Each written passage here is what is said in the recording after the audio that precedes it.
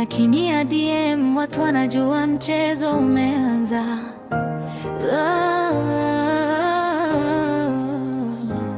Jamani, fundi wa kunyandua kwa maneno matamu, akisema baby uko tofauti, moyo unaanza kutulia taratibu. Akikumbatia anakaza kama taki kukuachia, lakini kesho yake tena yuko rooftop na mwingine anakula dina ya mishumaa. Wengine walijua wamepata wa maisha, kumbe jamaa na ratiba ya mapenzi kuliko daladala za Kariakoo. Akiita mama kwa sauti ya chini, unaweza hata kusahau password ya simu yako mwenyewe. Diamond ni rais wa kunyandua mjini, akicheka kidogo tu watu wanapoteza umakini. Kumbatio lake linafanya moyo uamini kila kitu, lakini akiondoka unaanza kuweka status za mapenzi yanaumiza.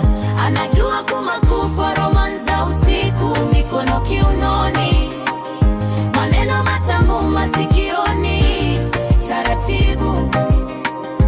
Ukimuamini sana uweza kuandika jina lake bio, kesho yake unamuona tena anapeleka maua kwa mwingine airport. Wema alipata mistari ya sinema, mapenzi akawa kama movie yenye season nyingi. Hamisa kaletewa attention ya kutosha, mashabiki wakaanza kufuatilia kila picha kwa macho makali. Tanasha alipigiwa simu usiku wa manane, sauti ya Diamond ikafanya Nairobi nzima iwe na story mpya. Zuchu naye alipokutana na Sukari, watu wakasema safari imefika mwisho. Lakini Diamond ni kama wimbo unaorudi wa radio kila siku, stories zake hazishi, akisema wewe ni wa pekee, usikubali haraka sana, inawezekana. Hiyo line ameisema sehemu 3 tofauti. Jamani, professor wa romance za mjini, akiwa karibu hata watu wagumu wanajikuta wanatabasamu. Kunyandua si kazi ya kila mtu,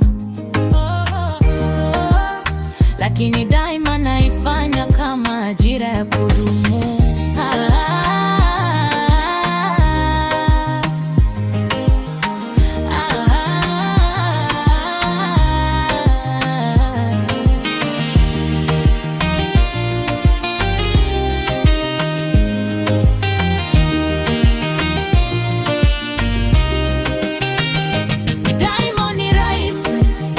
Wa kunyandua mjini, akicheka kidogo tu watu wanapoteza umakini.